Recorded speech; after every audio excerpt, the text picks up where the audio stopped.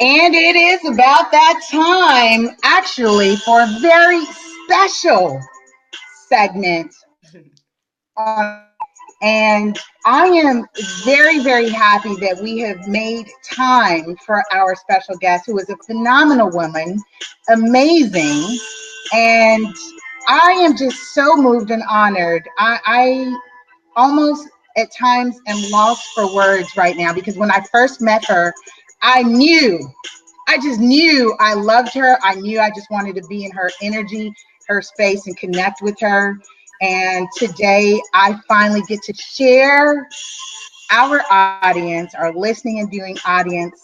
I get to share Mrs. Kathryn Taylor Smith, writer and producer of a phenomenal hit theatrical one-woman show, A Mile in My Shoe. Kat, welcome to the show. What's up, Lisa? Thank you so much for that intro. I should take you with me everywhere Absolutely. and just say, introduce me, introduce me. Yes, yes. I just look. I am. So let me just kind of preface my audience with why I'm I'm in such an energy, you guys. I was able to see Kat's show last night, and if you're in the greater Los Angeles area, she is presenting. Her show is now scheduled. The last show is June 23rd, right? And I'll let you give the logistics. We'll plug in the link so that you guys can purchase tickets. I mean, definitely lock in the tickets. She's packing the house with this. And like I shared in the caption, we would be remiss if we are not using our platforms to bring awareness to those very important socioeconomic conditions that are impacting our everyday lives. And this is a real estate show where we present and we talk, we share, we discuss, we empower, we arm all aspects of this industry.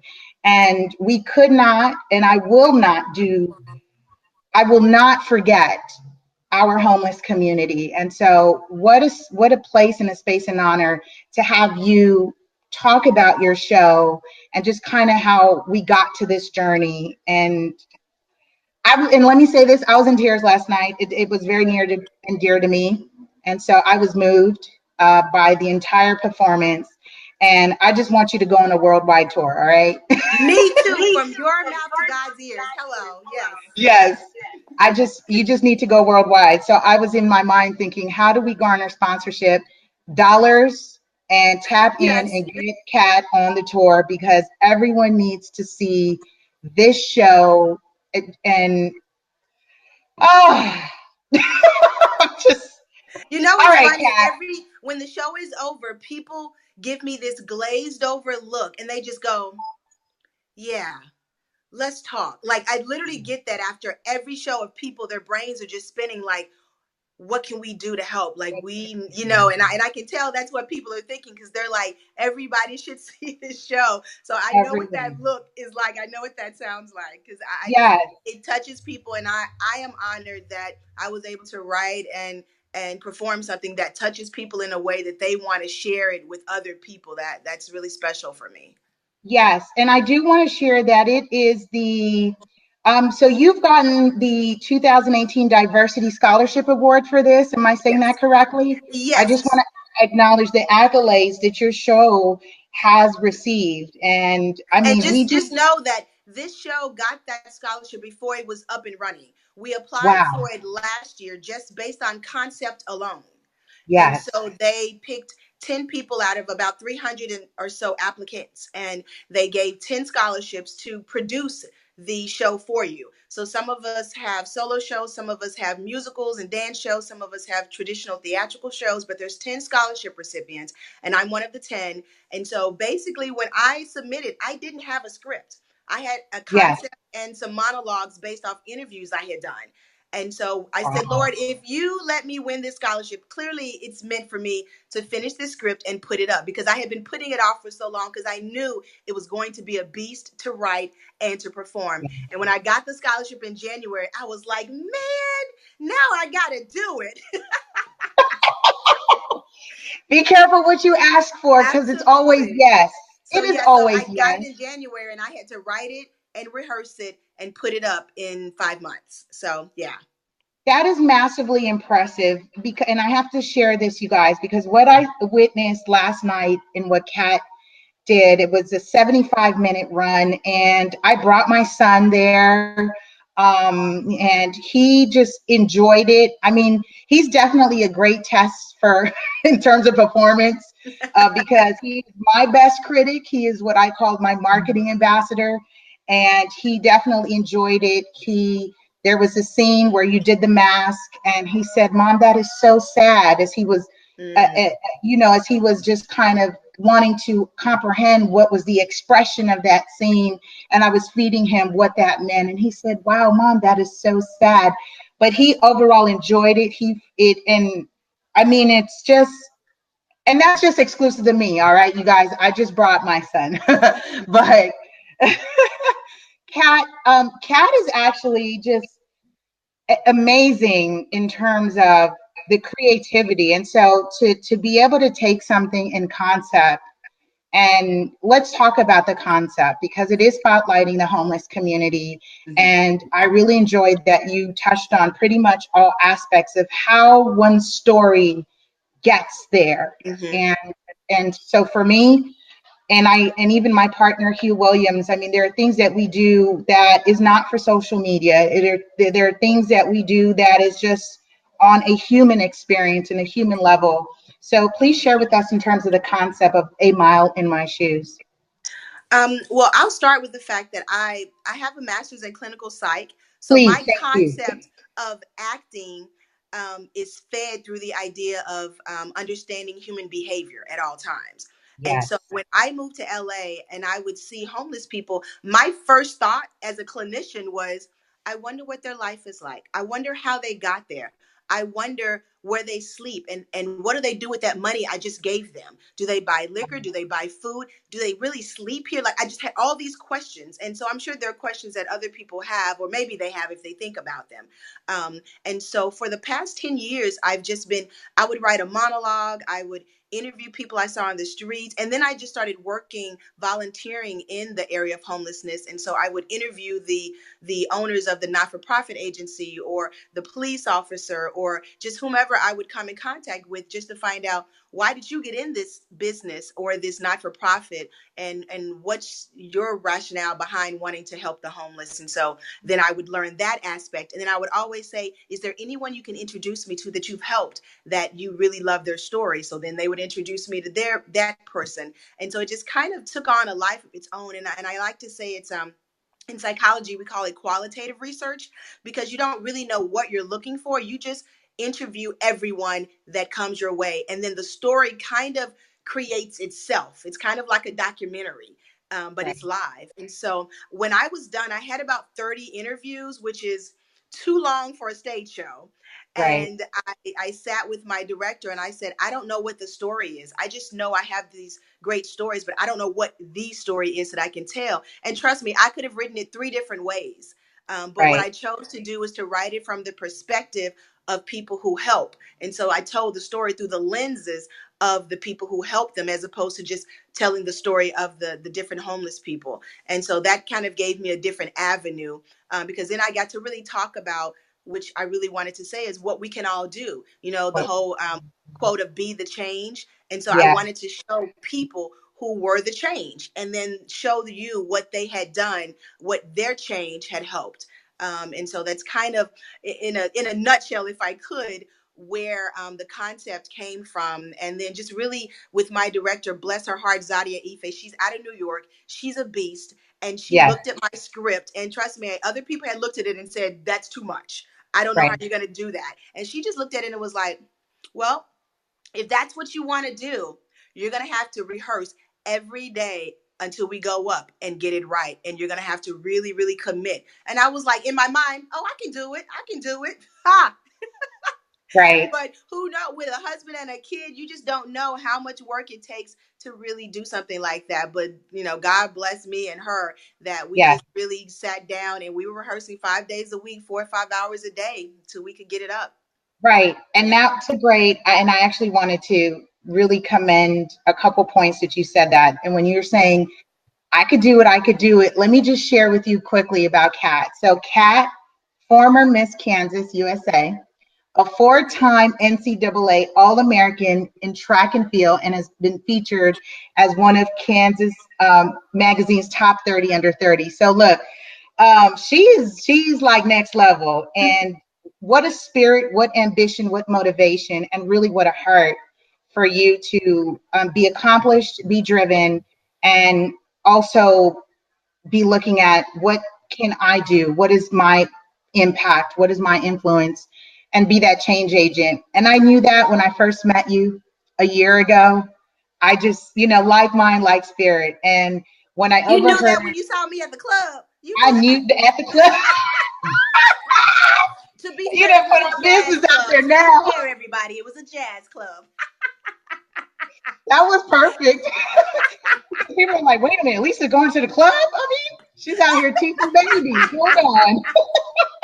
Don't do me She like was that. Yes. networking at the club. Networking. We do, yes, Jazzism, our Jazzism event that we do once a month at the Co-op and the Collaborative for professionals, really. And this gave me a great space and opportunity to meet individuals and so many more like Kat who are doing amazing things. And in sharing with you, in hearing what you were sharing, I was beyond ecstatic to have you on the show. So I'm glad we were able to make this happen for the listening audience.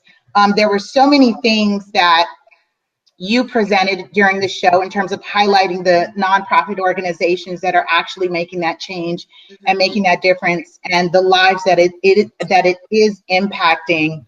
Um, I mean, one of the things that I'm, as you said, 5 months. 5 months to commit to the writing and the rehearsing. And I know you've been featured on, I mean, you've definitely been featured as an actress in some pretty Yeah. hit shows actually. So kudos to you. Thank you. I know you're knocking it out. Um, where does, I mean, I want to know, like, what's next? What is next for you? Because I want a mile high, like, seriously. I'm like, all right, we got to close a couple deals. How do we become like partners to get Kat on the road and just really, Well, the first thing I want to do is put it up in Los Angeles for a run. And right now, for people who don't know, right now it's running at the Fringe Festival. So it's an yeah, actual 2 week festival of over 300 plays that you can go and see. There's probably 4 or 5 plays at each venue a day over about 20 different venues. And so I'm sharing the space with other shows. And so I have a hard 20, 30 minutes to get in, load in, I do my show, and I have a hard 15 minutes to get out. So I don't really have the liberty of creating a beautiful set for you and a backdrop and having great lighting and sound and all of that because I share the space. And so what this Fringe was really about was about developing the story and developing my acting for the stage. But I'd really love to do a production where you come in and you yeah, really see Skid Row, where you yeah, really hear and see, and just it's kind of experiential for you to come in the show. And I couldn't do that at Fringe, so I'm able to, take this. I'd love to take this to another venue or just, at the venue and just really have that space to be my own and really do. I'd love to do a red carpet one night where I invite all the people that I interviewed and yeah, really let them see what I've done with their stories, yes, and then do just a run for a couple of months or maybe one night a week for 6 weeks or just something in LA where people can have a longer opportunity to see my story. And that's probably my first step. In okay, November's Homeless Awareness Month. And so I really ah, like to do it in November. And then okay, there, I mean, I'm an actor. I'd love to take it to New York and do it on Broadway. I'd love to take it to Chicago. I'd love to take it home. I'm from Memphis, Tennessee. Whoop whoop. I'd Yes. love to take it back home.